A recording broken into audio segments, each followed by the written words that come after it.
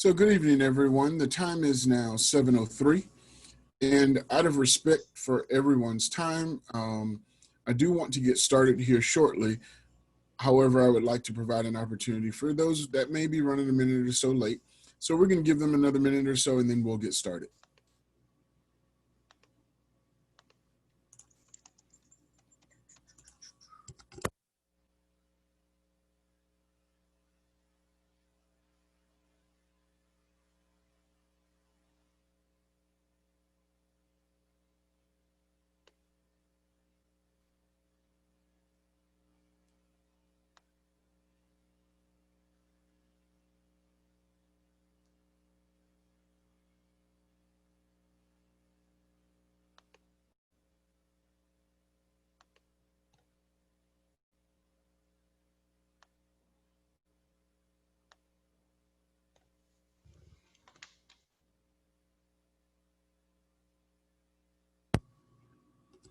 Alrighty, just as I promised, we only gave them an extra minute. And most importantly, we don't have anyone that is waiting in the waiting room. So first of all, again, good evening to everyone. My name is Alvin Gainey, and I serve as the Bylaws Chair for Georgia PTA. And it brings me great pleasure to welcome you guys here this evening. And thank you for taking a little slice of your evening and carving it out to be with Georgia PTA. Of course, we also realize that you probably don't have many other adults to talk and hang out with, so we were probably not a bad choice today. In either case, we are glad that you are here. So on behalf of Georgia PTA, there have been a series of Georgia PTA University sessions that were conducted over the course of last week. And simply because of scheduling, I was unable to conduct mine last week. And here we are for this week, which actually worked out to be really beneficial for us because we got tons of questions and so forth that really some that kind of sparked from other sessions. So we are here tonight and we're going to discuss bylaws and policies and procedures, the good, bad, and best practices. On the front end of the presentation, I'd like to share with you the contact information for myself and the Bylaws Committee. The email address is bylaws@georgiapta.org. You can feel free to write that down, screenshot it, share it with the FBI. That's okay. I will share it again also towards the end of this session, but I wanted to share it now in the event that for some reason you may have to leave us a little early. You may have a question that we may be able to answer for you at a later date and time. So, any of you ever looked at bylaws and felt like any of these people? To be perfectly honest with you, I did. I remember the very first time that I was shown a copy of local unit bylaws. I literally wanted to pull my hair out. The language was vague. There wasn't a whole lot to, of understanding.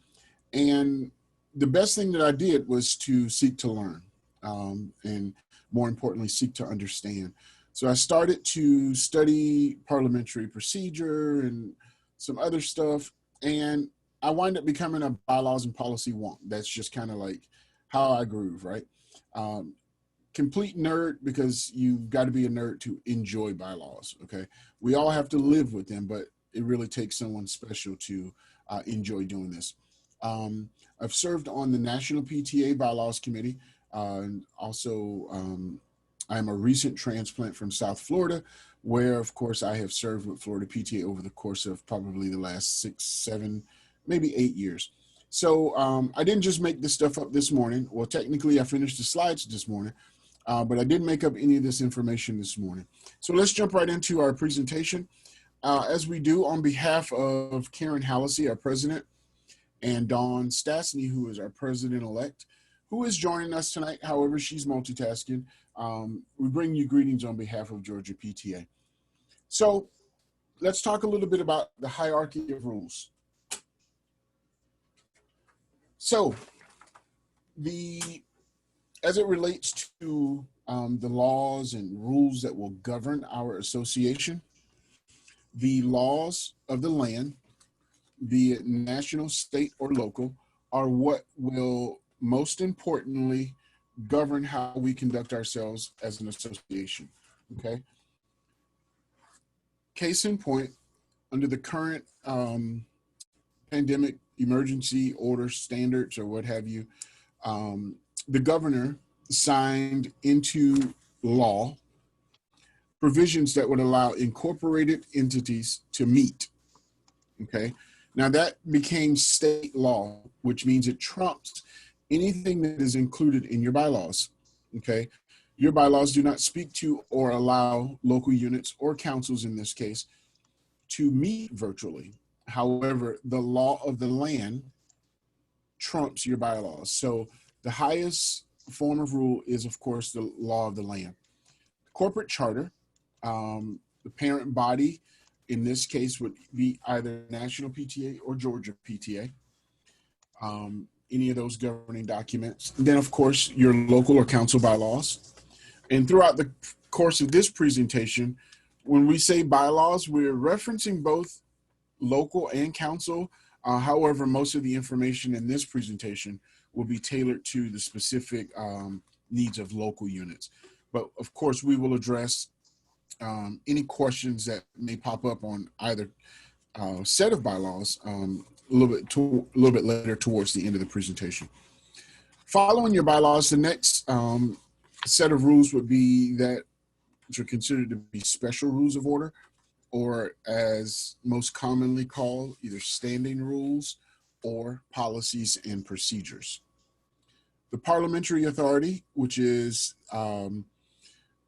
the Roberts Rules of Order, newly revised. The current edition is the 11th edition, and that is the adopted parliamentary authority for Georgia PTA, as well as National PTA. There is a new edition of Roberts that is set to be released in no time now, in the next week or so, maybe 2 weeks. So we will be adopting a new parliamentary authority. There will be no need for us to change any provisions in any of our governing documents because in our governing documents, it simply references the parliamentary authority by name and consider what's called newly revised and whatever that current edition is. Okay, and of course, the lowest ranking rule is custom. And in the PTA world, that's called, we've always done it that way. So not only is it just not something that anyone likes to hear, it's also a very, very bad rule. And usually the easiest way out of those folks that say, oh, we've always done it that way. The easiest way to get around that is to simply say, well, you know what? Custom is the lowest ranking of all parliamentary rules, and we're simply going to move in a different direction. I'm not a fan of we've always done it that way. So let's talk a little bit about the bylaws in general. What are they? They are the fundamental document that actually establishes your PTA. So at the chartering meeting, it could have been a month ago, a week ago, a couple of years ago, or maybe even 100 years ago, whenever it was that your local unit PTA was chartered, there were a set of bylaws that were adopted, okay? And that technically establishes your PTA. Your bylaws cannot conflict with any of the information that is contained in the Georgia PTA or National PTA bylaws. Okay, they will remain in effect unless the set of bylaws that have been adopted are rescinded or amended by the general membership. Okay, one of the most important things about the bylaws is the fact that they should be reviewed on an annual basis so that you can examine to see if the document actually fits the needs of your current association. We'll talk a little bit about quorum a little bit later, but one of those things, in case in particular, is the fact that sometimes you have a quorum that is unachievable. So a lot of times you need to look at these bylaws to make sure that we're not being governed by something that is extremely restrictive, okay? Amendments can be submitted whenever your general body has approved those amendments, but they should be reviewed on an annual basis and of course shared with all officers and members of the board of directors. So let's talk a little bit about the good. What should be included in a good set of bylaws? So in the case of your local unit bylaws templates, as well as the council. It establishes a few things: the basic policies of the association. Again, the bylaws really establish who you are, so it states the name of your local unit, okay? The purposes, and those are rather generic articles in every set of bylaws. It also, most importantly, establishes your relationship as a constituent association with Georgia and National PTA. It establishes who your members are, the dues, states who the officers are, talks about their elections, and even some of the basic duties of those particular officers. The bylaws also mention in other articles who makes up the board of directors, and of course the executive committee. Speaks to meetings, council membership, representation at the Georgia and National annual conventions, and of course it talks to you a little bit about amendments, okay? Now, specifically with regards to meetings, one of the things that's extremely important in the article that speaks to meetings is a couple of points of important information: the number of meetings that your PTA will have, okay? The quorum that must be established in order for you to conduct any business on behalf of the association. So we're going to go on the assumption that there is someone on this call that actually woke up this morning and began their volunteer work with PTA today. So for that sake, I will explain to you what the word quorum means, okay? Quorum is simply the minimum number of members required at a meeting to conduct business on behalf of the association, okay? Again, that number is stipulated in your bylaws. In most cases, and for the sake of this conversation, we will use 10 as the quorum. That means that you must have 10 members in the same place at the same time to conduct business. Now, board members, standing committee chairs, all, as well as your officers, all count towards your quorum. However, you do not want to make a habit of conducting business on behalf of the association by only meeting quorum because of board members and potentially staff.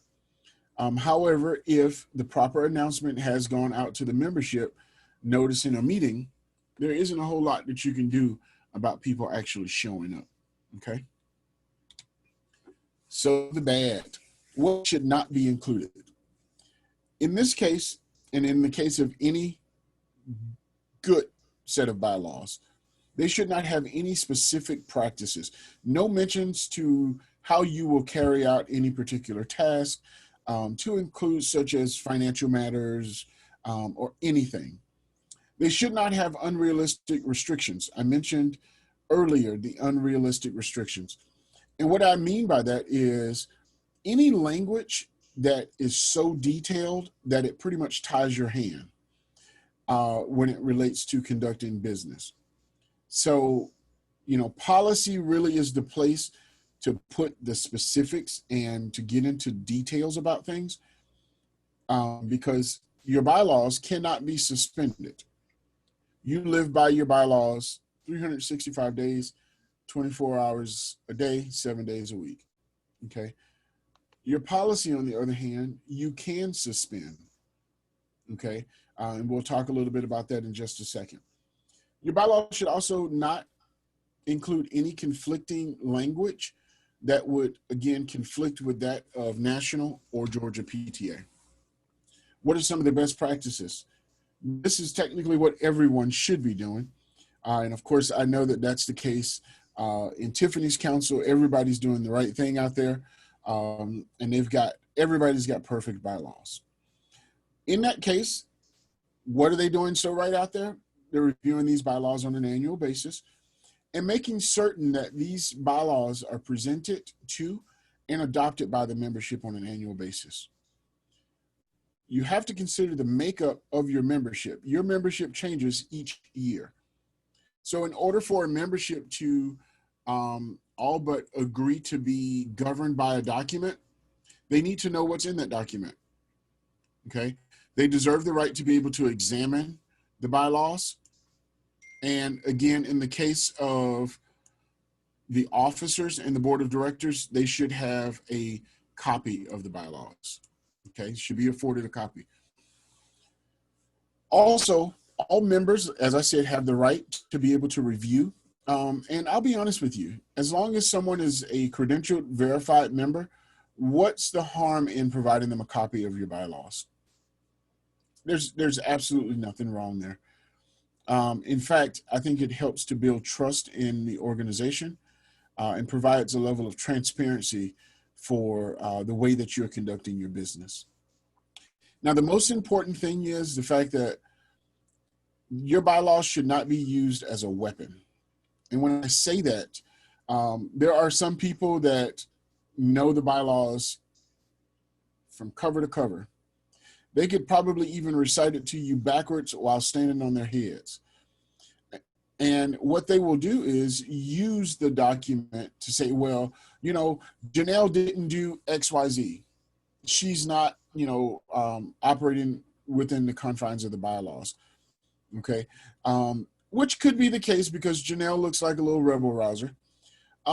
However, the language in the bylaws should be so vague, okay, that it doesn't hold Janelle, for instance, accountable for only wearing black blouses. Okay. You may, in your bylaws, in a weird way, may say, oh, the president shall wear a blouse. Okay, no, that's just an example. Don't go amending your bylaws. I will not be approving anything that stipulates what folks should wear. Okay. But you don't want to use this as a weapon. Okay. So, of course, the elephant in the room is really, you know, taking into consideration the fact that we have been locked into our own little personal silos since March. Okay. The question has been raised a million times. What are we doing? How should we be doing it? And, you know, so the question tonight, and I'm sure that these questions will come up, they came up at our 12 o'clock workshop, is pretty much, you know, understanding the bylaws is one thing, but how do we make them work for us in the age of COVID-19? Okay. So let's talk about the most important piece of information you'll probably get from tonight's presentation. Tiffany's looking like, yep, let me hear it. So hot off the presses, Tiffany, not really hot. Information you've heard before. So the governor's emergency order was recently extended. And in his emergency order, the governor allows for all incorporated entities that are incorporated on file with the Secretary of State to be able to conduct their business and meet virtually. Okay. The order does not stipulate any type of platform, any specific medium, such as the case tonight. We're using Zoom, which is more than capable of running, you know, your meetings. It is not, however, a platform that is necessarily endorsed by Georgia PTA.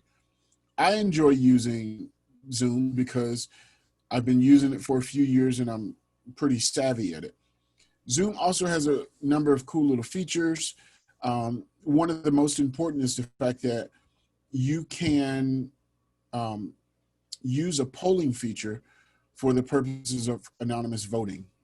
So if you were conducting a meeting via Zoom and needed to take a ballot vote on something, you could jump in real quickly, create a poll, and launch a poll. And that vote is completely anonymous. So that would serve the same purpose as being together in person, being able to physically take a paper ballot and see, you know, and count votes, for instance. So again, we speak specific, in this case, of being able to meet virtually to those that are incorporated. Now, what happens if you aren't incorporated?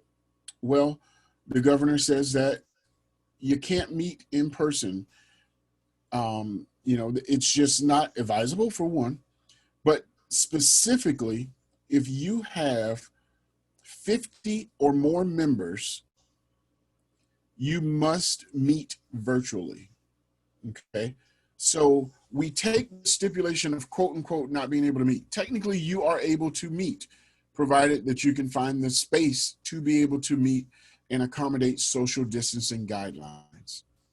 Okay. So right now, if there was no emergency order in place or outside of that stipulation, you can't meet.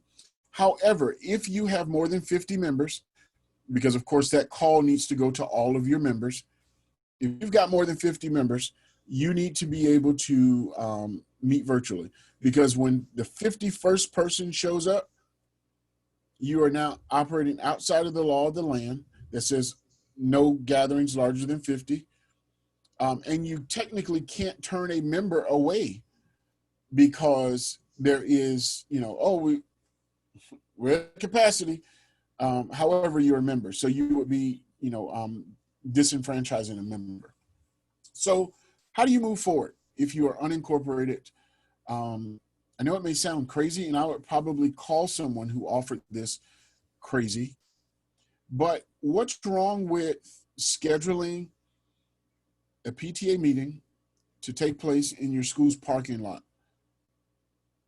a place where you are able to socially distance for the purposes of, for instance, an election or passing a budget? As long as you meet the quorum that is required for you to conduct business, nowhere does it say where your business must be conducted. Okay. So for instance, we'll use ABC PTA, who needs to pass a budget for this coming year. They were fortunate enough that they were able to conduct their elections back in the spring. So now they want to pass a budget. Well, you send out a call and say, we're going to be meeting at the school's parking lot at 1 o'clock, from 1 o'clock to 1:30. We will socially distance in the parking lot to approve a budget. If you meet your minimum quorum, you can conduct that business. There is nothing wrong with that. In fact, COVID-19 has thrown its share of curveballs, but it's actually allowing PTA to reposition itself back to its roots. Okay. We are, and have been since 1897, a child advocacy organization. I know some of us enjoy fundraising and all the activities, but we're an advocacy organization. The reason that I say that is because if there's ever been a time that every parent deserves a voice, it is now. We are that voice for every child. Okay. So the advocacy focus of the local units that may have, for lack of a better term, lost their way, needs to be refocused at this point to who we are basically as an organization. Further, PTA is a community organization. We operate within schools, but there is nothing that says that everything that happens needs to happen within the confines or the four walls of the school. PTA needs to go back to its roots as an advocacy organization and back to the community who actually owns the PTA. Okay. So I know it sounds crazy, but hey, if you can get 10 people to meet you at the Walmart while you all pick up your groceries from the grab and go section, well, it sounds like a good way to get a meeting accomplished, as long as that call goes out to the entire membership. Okay. Of course, I know that's not the answer anybody wants to hear tonight, but Tiffany, that's the best that I've got. Okay. And we will get creative. Talk about a box. We think outside of it. Okay. So let's talk a little bit about how to amend your bylaws. So Article 18 of your bylaws speaks specifically to how it is that the document is to be amended. Okay. Any article throughout the document that is identified by a number sign, or as the young people say, a hashtag, those sections cannot be amended or revised. Those are adopted from the national bodies governing documents. So every local unit, every state has those same clauses in every set of bylaws. And again, I've had the pleasure and currently have the pleasure of serving on 2 other state bylaws committees. And those clauses that are impounded are in every set of those bylaws. Okay. Now, it speaks to what is required as a notification for any proposed amendments. That required notification is 30 days. So prior to entertaining any proposed amendments, notice must be given to the membership at least 30 days prior. At the time of the meeting, it is again important to note that you must meet quorum in order to conduct business. And of that quorum, of the members that are present, you must have a 2/3 vote in favor to pass any bylaws amendments. Okay. When do those amendments become effective? After you have received an approved copy from Georgia PTA. There are some people that believe that, oh, well, once I've kind of completed it, sent it off, or some people, oh, we talked about it in the meeting, we passed it, and we're good. No, you've got to take it a step further. You've got to provide some information to Georgia PTA with regards to that amendment. What is that? First thing first, you need to provide a signed copy of a bylaws amendment form signed by the president and the secretary. There's a space provided with regards to the date that the information was presented to the membership, which in the terms of parliamentary language is considered to be an affirmation. And then, of course, there's space for whatever the amended language is. You will cite specifically the article, section, and line numbers, and then you will insert the language, which is the amended language. Okay. Now, if you've got more than one amendment, you'll need more than one form. With that form, you will need to provide time and date stamped proof of notice that was given to the membership. How do you do that? Well, if you send out your notices via email, emails are time and date stamped. Well, we communicate with our membership on social media just fine, because you can send me a screenshot of a Facebook post, for instance, it will have a time and a date stamp. Okay. Also, you will need the minutes from the meeting at which the amendments were disposed of. So when you send those over, that is what I will use in order to approve your bylaws amendments. Each bylaw amendment is handled by one lowly volunteer. However, in most cases, when an amendment is received, you typically, provided that everything is in order, you will normally have an approval within a couple of days or so, because I turn them around rather quickly, and the staff is phenomenal with getting it back out to the field. Okay. So before we jump into the policies and procedures part of the conversation, we are about halfway through this session, which is exactly where we need to be at this time. Are there any questions that we may have with regards to the bylaws part?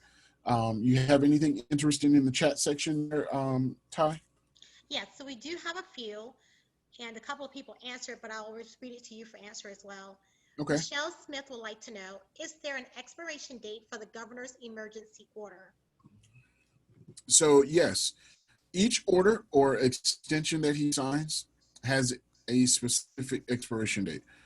The current expiration date is, someone's trying to trick me, I believe it's like September 10th or September 18th. I would have to go back and read it. Tiffany knows, we were looking through it this morning, and it's about a 45-page document. And the information is actually really hard to find. Okay, it is kind of convoluted. September 10th. Thanks, John. So yeah, the current expiration date is September 10th. Okay. So if you need to handle any of your business, i.e. meetings, get it done. I would suggest you do it sooner rather than later. Go ahead, Ty. All right. Also, if a unit was unable to hold elections due to COVID and they elect to wait until safe to meet in person to hold elections, is this acceptable? That message came from Michelle.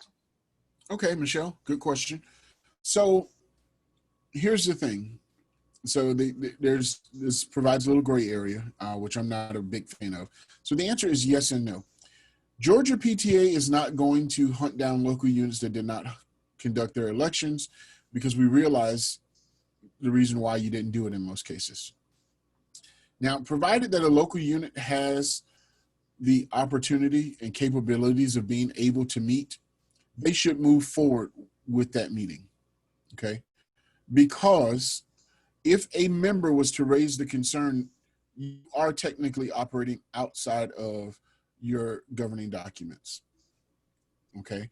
Particularly, like I said, if you are able to actually conduct a meeting. If you are able to, you should conduct that meeting.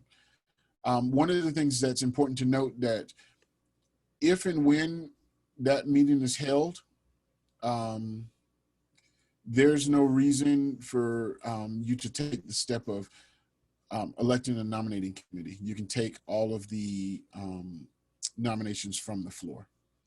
Okay. Next question, Ty. Lynn Green would like to know, are the minutes from the meeting, the amendments were proposed acceptable as proof of proper notice?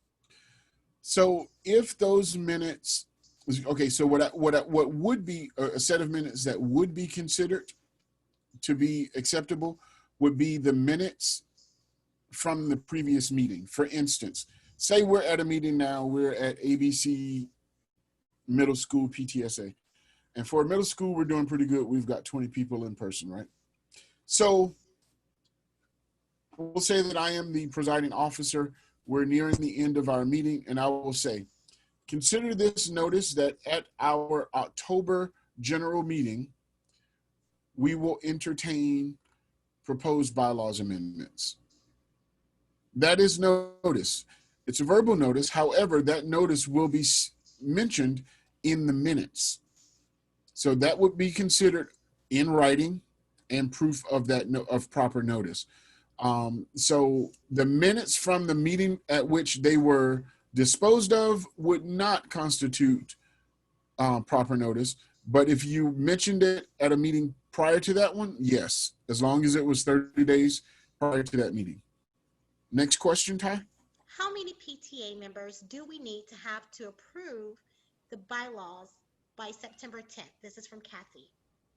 Okay, could you read that for me one more time? I can. How many PTA members do we need to have to approve the bylaws by September 10th? Okay, so Kathy, are you able to take yourself off mute by any chance? Yeah, I can. Okay, could you give me a better understanding of your question so that I can hopefully have an answer for it? I was just misunderstanding the September 10th deadline. So I didn't know if that was the date, like the deadline date, and when we have to have the bylaws approved. Okay, no problem. So no, we're not imposing a stipulation with regards to any deadlines for your bylaws. The September 10th date is actually the day that the current emergency executive order from the governor will expire. Okay. Next question. Ty? I believe so far, Cynthia would like to know, does quorum have to be met by 2019 members or 2020 members? Good question, Cynthia. Cynthia, you are a rock star. She only asked that question because she already knows the answer. So here's the thing. You are in the current membership year. Therefore, any meetings that you're holding must be held with current members of the current membership year. So if you've not started your membership drive, your membership campaigns, you are already late to the game. Okay, you're late to the party. In that case, if you are tardy to the party, we've got to fix. If you are a local unit that has implemented the use of Member Hub, that is the easiest way to get your membership campaign going. You've got the member store or whatever it's called in the platform, where you're able to, make your membership one of the items that you sell. People join from that store. I have joined, don't tell my wife, but I've joined at least 10 this week because I'm a member of so many. So I just kind of go back through my Member Hub list and I'll pick a few every week because I do kind of have a secret budget for PTA memberships, but don't tell her. And I'll go through and I'll just rejoin the ones that I have not joined yet. So just like, for instance, you hear a lot of times people, oh, I'm leaving the school. It's okay. Get them set up in Member Hub. It's one of the best tools that you can use that's currently at your disposal. Because even when they leave the school, you can still send them a notice. Hey, it's time to renew. The average person, for instance, I never know how much my Netflix account costs. Why? Because it's set up on an automatic renewal. And all I know is every time I go to turn on Netflix, it works. We want to make our PTA membership Netflix. Okay. People need to know, oh, I can set it up on an auto renewal. It'll just roll over every year. And Member Hub will help you do that. Okay. So was that the last one that you had with regards to specifically to bylaws, Ty? Yes, we do not have any other questions in the chat room thus far. Okay, so thanks for helping me out with that. Let's move on to policy and procedure. This should just be a few more painless minutes. And we're going to talk right now about the stark contrast between your bylaws and your policy. As I mentioned to you before, the bylaws cannot be suspended. Okay, policy can. Okay, so for instance, it is a rule that with the proper vote, you can suspend a rule or the entire rule, and Dawn will tell you, I think, yeah, and Ty was there. We were in Columbus last year for National Convention. And of course, I stated that I was the parliamentary nerd. We had run out of time to continue to talk about something that was really important. And everyone has this look on their face, like, oh, we really want to continue this conversation. And I walked up to a microphone and was recognized. The president says, yes, Alvin. I says, I move to suspend the rules. And the crowd goes wild. I've never received that sort of applause, right? And I'm looking around like, what? But the thing was, no one else knew how to continue this conversation. And I did. So I moved to suspend those rules. Because they're adopted by the body as a way of how they'll administratively handle themselves, you can suspend those rules, okay? The other thing, the bylaws are approved and adopted by the general membership. Standing rules or policies and procedures are adopted by the board because it is a document that's used to administratively manage the board, okay? Does that make sense, Janelle? Janelle's like, a little bit. Okay, so your bylaws are adopted by the general membership because, again, it is considered to be one of the governing documents of your local unit PTA or council for that matter. The policy or standing rules is just that, policy. It will speak to specific ways of doing things, such as how we will handle reimbursements or what our finance policy will be, who will have a key to the PO box. Okay, so those things are adopted by the executive board versus the general membership. The general membership is not being governed by your policy and procedure. Your board is. So that's why the board adopts it. The board can amend it and suspend it. It is subordinate to your bylaws. So for lack of a better term, your bylaws will always trump your policies and procedure. No language in your policy should conflict with that of the bylaws. Okay.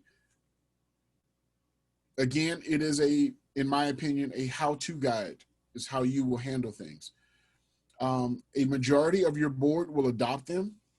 You don't have to have standing rules. There are PTAs that's probably been around since the beginning of time, never had standing rules. Why? They don't need them. They operate just fine without them. Then there are some others that need rules because we need to establish, how we will handle things. In the event that you want to rescind or amend those policies, it will require a majority vote of your executive board or a 2/3 vote in the event that there's no notice given. Okay.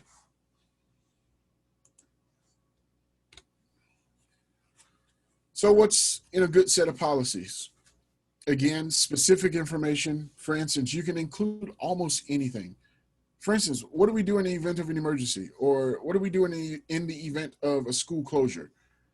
How will we get our mail if we can't go to the school? Anybody stuck in that rabbit hole right now? You can't, all of your documents are where? At the school in most cases. Well, if you had a P.O. box, for instance, you can put in your policy that ABC, or in this case, let's see here, Midvale Elementary School will have a post office box at the Midvale post office. The president and secretary shall have access. That's policy. Okay. Now, when that P.O. box changes because that box is no longer available, it's in the policy, so it's easy for you to amend. Okay. So anything that, is administrative in nature belongs in your policy. Job descriptions. Identifying what your standing committees will be. For instance, we know for some strange reason there are people in PTA that like to fundraise. Just like people think I'm weird because I like bylaws, I seriously question the life decisions of those that enjoy fundraising. Okay, I suck at it. It's just not my thing. Will I do it? Yep, because I love PTA. But it's not my thing, right? Well, if you're doing fundraising, why do you not have a fundraising committee? Okay, that could be a standing committee. Those committee chairs are part of your board. Okay, not only does it kind of spread the workload, it increases capacity, it builds capacity, so that we're not continuing to say, oh yeah, no one wants to step up. Well, no one's stepping up because we're not actually building the capacity and providing them that opportunity. Okay. So I don't subscribe to that notion, right along with we've always done it that way. Okay. So what should not be included? Again, any language that is conflicting with the bylaws, or also any unrealistic restrictions. I am a firm believer that the devil is in the details. Okay. And it's so ironic. Tiffany and I had the same conversation today. Before I ever presented this presentation at 12 o'clock. Maybe I need to not answer Tiffany next time. Just joking. So what would those unrealistic restrictions be? Where you put language that is so specific, again, that it ties your hands in doing things. It's okay in some cases to use vague language, that just says that we will have a conflict of interest agreement. You can stipulate what your conflict of interest agreement will be. It may even say minimally it will include ... which means you can always add to it, but you can't take away. So you don't want to restrict and tie your hands. What are the best practices? Just like the bylaws, you are reviewing them annually. They're provided to your officers and board members. And again, they're not used as a weapon. Major contrast between your bylaws and policy is that Georgia PTA wants nothing to do with your policy. Do not send us it. Don't send it to us when you change it. I might use it as an example and share it with another local unit, but I'm like, yep, because we don't approve it. We don't use it. That is a board document. Again, in order to amend it, you typically will need a majority vote with notice or 2/3 vote without notice. In that document itself, you will state how it will be amended. Similar language to what you see in your bylaws, okay? It is effective immediately after it has been amended versus waiting for the approval for your bylaws. So again, I want to share our contact information, okay? We're doing really good on time and I want to be respectful and try to keep this within an hour.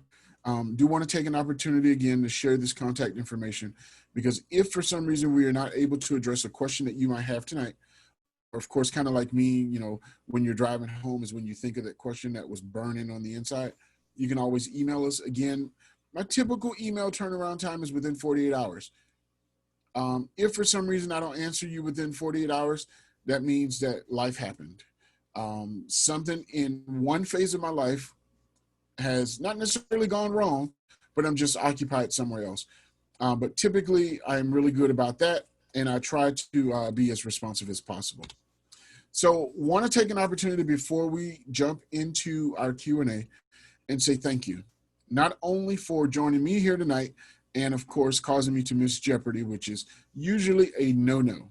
Okay, so some people know don't call Alvin between 7 and 7:30. I'm glad to be here with you tonight. Why? Because I realize that I'm with a group that's just as committed to the mission, vision, and objectives of PTA as I am. So I want to thank you for not only what you do for your local unit, your community, but for the children of the state of Georgia and all children. So thank you, thank you, thank you. We want to take an opportunity now to address whatever questions may be remaining in the chat function. Once we are done with those, we will take your questions live, and you can use the raise hand feature so that we will know to address you and unmute you. So Ty, will you go with the first question? I will. Do you have a checklist to share of what we should have in bylaws due to COVID-19? That's from Kathy. Well, Kathy, to be perfectly honest with you, I wish I could tell you yes, but the answer is no, because, and I'm sure you've heard it a million times, these are unprecedented times. We've never lived this before, okay? However, the commitment from the Bylaws Committee and the Georgia PTA Board of Directors is that we will be reviewing all of these governing documents so that we can make sure that they actually fit the needs of our members today. There are a lot of things that I'm sure if I started to ask questions, people are like, that's been outdated since my children were in elementary school. Your children probably have children of their own now. So those are things that we are revisiting and, trying our best to fine tune within the reason and, again, the confines of our governing documents to be able to provide something to our members that's going to be easy to use.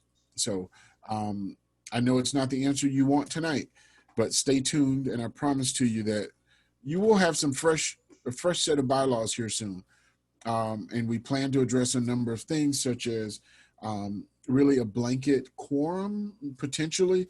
I really want to look at what is currently there with regards to co-presidents, and there's really no such thing as a co-president. The parliamentary authority speaks clearly and says that that's not a thing. So there are some things that we're going to be looking at to revisit, and I do believe that will make the actual administration of your business at the local unit easier. For instance, I know with me, if I had a co-president, I would be wondering every day, well, who's really in charge? Okay, and there are some people that says, oh, but that's our way of getting the next person involved. Okay, well, in that case, maybe you should have a president-elect. Because if someone wants to commit to a year, look, Bridget just had her aha moment. Bridget says, oh, okay, mind blown. I'm loving it, Bridget, I'm loving it. And you were with us earlier today, so thanks for coming back and hanging out with us. She's proof that she didn't have any other adults to hang out with tonight. So we're very glad to have you. Yeah, so if someone will commit to a year of co-president, for instance, and then a year as president, that person will commit to a year as president-elect and a year as president. Same commitment, but very clear delineated lines and responsibilities, okay? I hope that answered that question or in some kind of way, Kathy. Next question, Ty. Land states, is National or Georgia PTA going to make any changes to the bylaws that will permit general body meetings to be held virtually when we are not in a state of emergency? So Lynn turned her camera on for her question. So she's like, I want you to see my reaction. So you better get it right. So I can't speak to you about National PTA because National PTA, although it is the national organization that operates similarly to that of state and local and councils, but they do have certain powers that are vested to them by their board of directors or through their board of directors. So for instance, with our virtual convention that we just had, the board of directors was able to adopt a provision that would allow us to meet virtually for national. For Georgia PTA, It is a process, Lynn.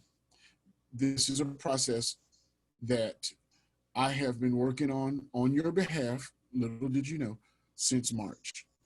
I've been trying to find those, workarounds. And what it boils down to is our membership wants the opportunity to be able to, of course, in the PTA fashion, talk about this. The only time our membership technically gets together is at convention, CLT. Well, we're not able to hold CLT. Okay. So, the short answer is yes, we are working on this. The unfortunate response to that short answer is it will not come to you in short order. Okay. I did have a recent meeting with our bylaws committee to entertain this same thing. This was Tuesday night. So what I'm going to suggest to the president is actually to have our attorney look at our governing documents to see again if there is a workaround where, because I do believe that workaround exists because that template is approved by the Georgia PTA Board of Directors.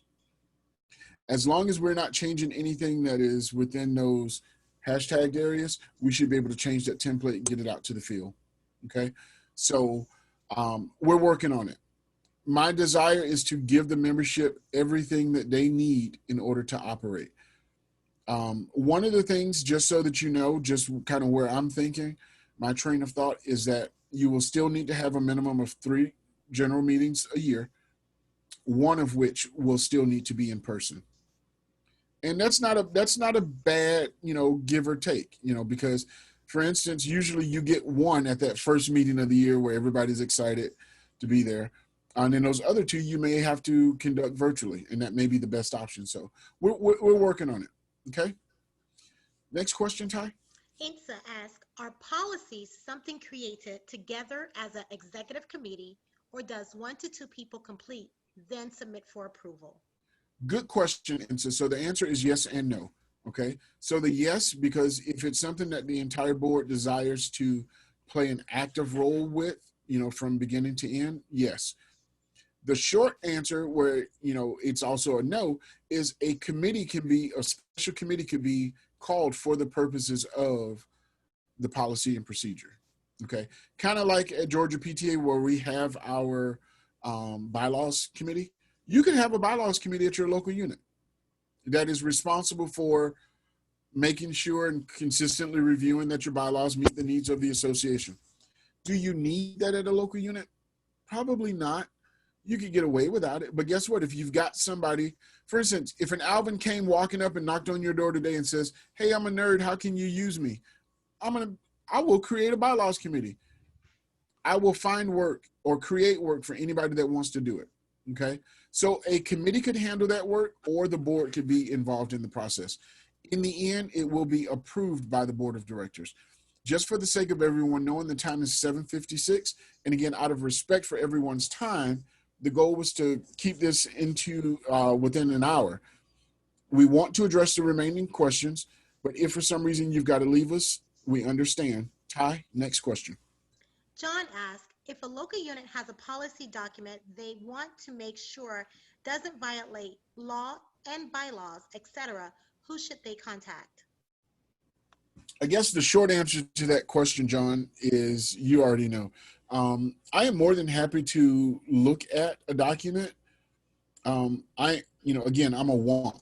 I did not say I'm an expert in anything, because if you ask me something that I don't have an answer to, where's Tiffany? Tiffany, I'm going to unmute you. What will I say if I don't know the answer, Tiffany? He'll look it up and find the answer. There you go. And I am really good about that. I will tell you, I don't know, but I'll find out for you. Okay. I figured the answer was me.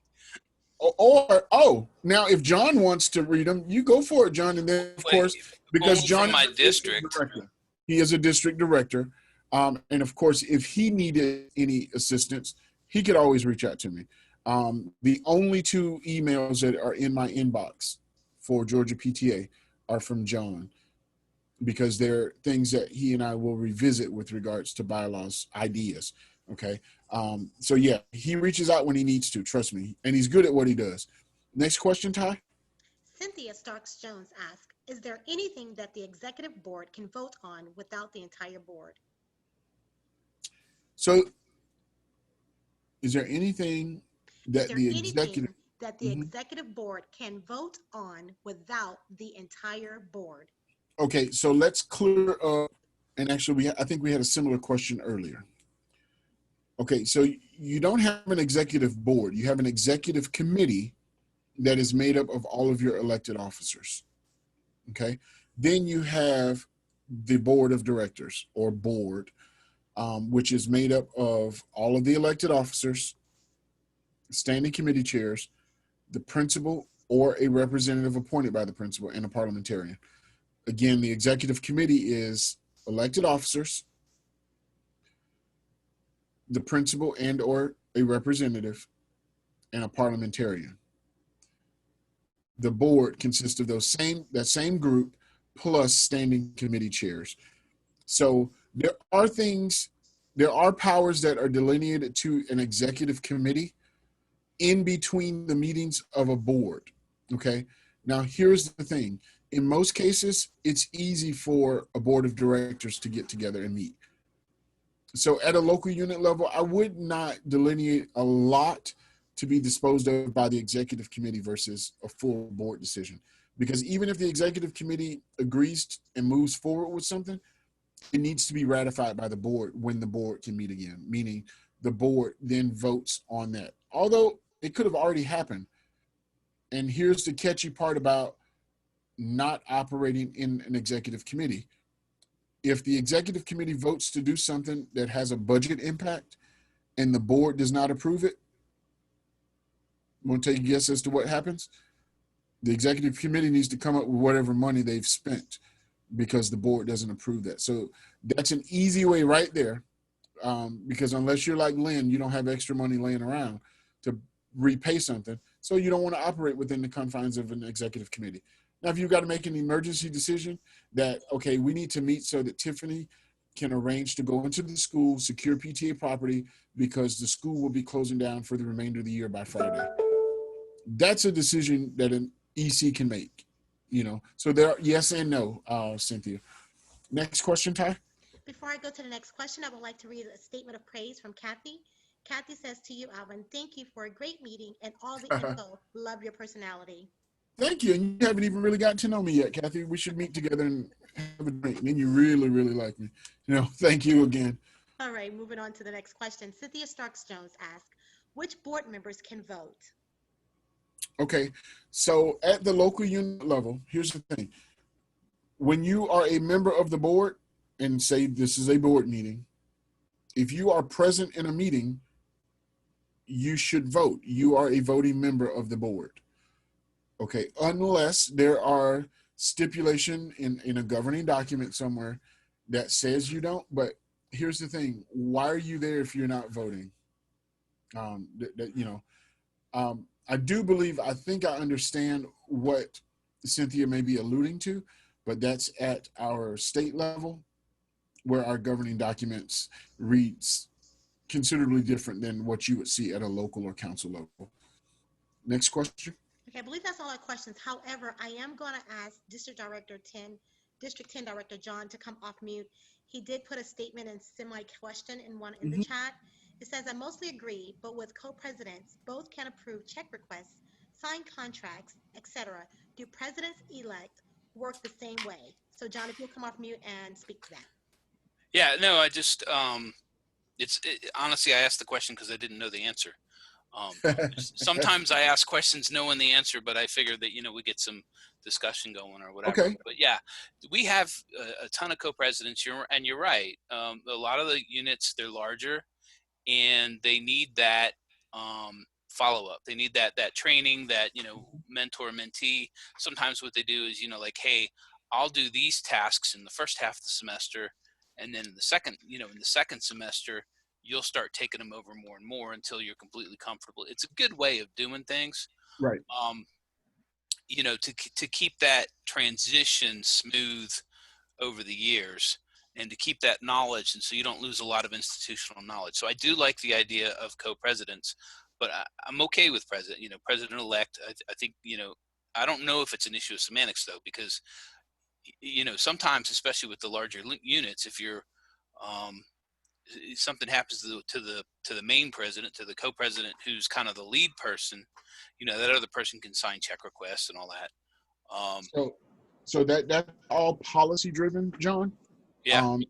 And therefore, so for instance, in a case where you've got a local unit that would have, we're going to use for the sake of this conversation, a president and a president-elect, then you could stipulate in the policy or P&P what the duties of the president will be, what the responsibilities of a president-elect will be. And yes, both of those people can still be signatories on the bank account. Yeah. And such is the case, and as a model, Georgia PTA's board of directors. If something was to happen to our state president and he or she is unable to serve for any period of time, the president-elect is immediately responsible for carrying on the business of the association. Sure. Either for a definite period of time, meaning, Karen is just out because she's got a cold, or Karen is no longer able to serve and complete the term. Dawn would be the next person. She is it. Okay. Right. So, but before we were to implement those type things in the bylaws, the plan is to, look, I said Dawn would be next, and she started sharing like, what you talking about, Willis? I was here. I was going to say, when Karen travels, I am authorized to do whatever I got to do while she's gone. Yep.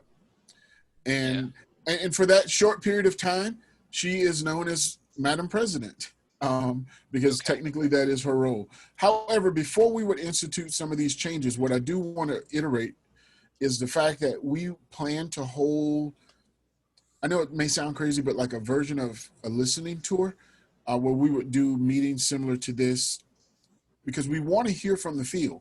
We don't want to write another document that is completely impractical.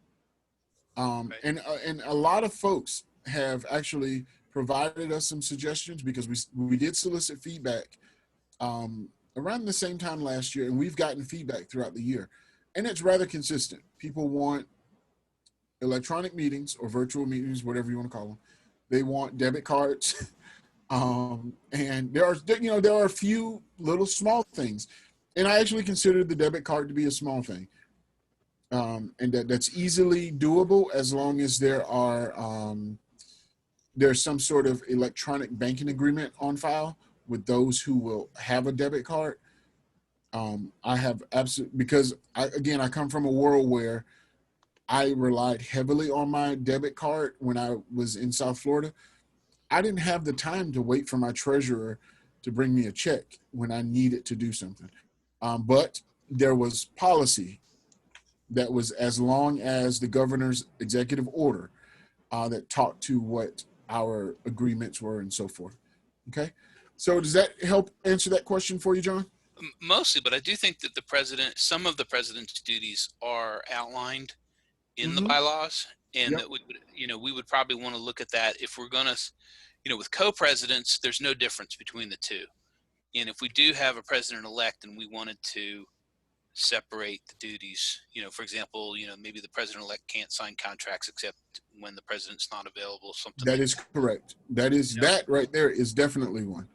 Because the co-president, either co-president could sign a contract. So, and then here's the thing, and let me play the devil's advocate this time. So Sure. Say you and I are co-presidents, John. Right. And I know that this is something that I don't want to be bothered with. I'm not supporting it, whatever the case may be. Oh, John, you go ahead and sign that contract. John, you're on the hook for that contract. Now, all year long, I've not had you sign any other contracts except that one. Why should you be responsible for something just on the fly like that? Unless, of course, there is some transition, unless there is some reason why. So that is why the president signs contracts. And I think that, and again, when rules are clear, they may sometimes become hard to operate within, but guess what? It's clear what the rules are. Sure. It's just kind of, I look at PTA. Anybody else on this call realize that you're nothing more than like an adult daycare manager? Because that's what you are. Especially you district and council leaders, You're an adult daycare manager. Okay. And the thing is, when you have something tangible in black and white, you can say, nope, the rule is this. Tiffany and I know I'm picking on Tiffany tonight, but we had a very good conversation this morning. And I even played a scenario that she probably didn't expect. And her answer was, rules are rules. So when you put things in writing, yes, they can become restrictive, but they are clear. So that there is a plus to having those rules. Sure. All right. Did you have another question there, Ty? Well, Region 2 DeKalb Council President Tiffany Russell has Okay. more of a statement of concern versus a question. Okay. She says, with co-presidents, it seems like the same people are holding the same position and not falling off from the position. Yeah. It's called, I call it the PTA musical chairs. And sometimes they don't even actually move in the chairs. They just kind of shift the name tag over. Okay, you're president, your turn, you're it. So yes, that's going to happen regardless of what we put in our bylaws. I don't see that in our council, and we have a lot of co-presidents. It's usually a 2-year term, or it's usually 2 one-year terms, and then you're done. Right. That's what I've seen, because it's the same position in name in the bylaws. Yes, and here's the thing: only a complete glutton for punishment really wants to keep doing this over and over and over again, right? But guess what? We see it. We see it. It happens. Okay. We know it happens. It may happen more in other places than it does others, but it does happen. And I just call it the PTA musical chairs. But unless there is a violation of a term limit or something of that nature, there's actually nothing that you can do to prevent that other than selling a membership to somebody new, helping to build the capacity, and saying next year when it's time, when they ask for a secretary, you need to be ready to serve as secretary. I'll help you learn whatever it is you need to learn to be not be a treasurer. That was the first position I had on the board, and that's a position I'll never do again. I don't even balance my own checkbook, so no one should be even remotely comfortable with me balancing the PTA's checkbook. But again, I can help you. I can help anybody build the capacity that they need for that. So that's really how you start to weed those things out.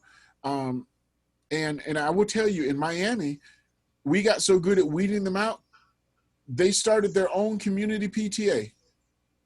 It's called Advocates PTA, and it's people that have technically where their children are aged out and just general community members. But yeah, so they just said, we're still going to do PTA. We're just going to create our own little PTA. And it's so cool because it has set the standard across our state for those community and statewide type PTA. So, we will take all the energy that we can get. Anything else, Ty? No, this is it thus far in the chat. Okay. Does anyone have any questions they'd like to ask live or anything they'd like to say? If so, please use the raise your hand feature and we will address you. In the interim, while we give folks an opportunity to do that if they desire, again, I want to say thank you because you could have been anywhere else. You could have been watching Jeopardy or Wheel of Fortune just like I would like to, right? But thank you again for your commitment to PTA. In the interim, as I mentioned before, if there's anything that comes up and you need us, reach out. Okay. If it's not bylaws related, I answer unbylaws related questions all the time. And if I don't know that answer, I will either direct you to the right person, get that answer for you. Ty, I'm sure, shared her email address in the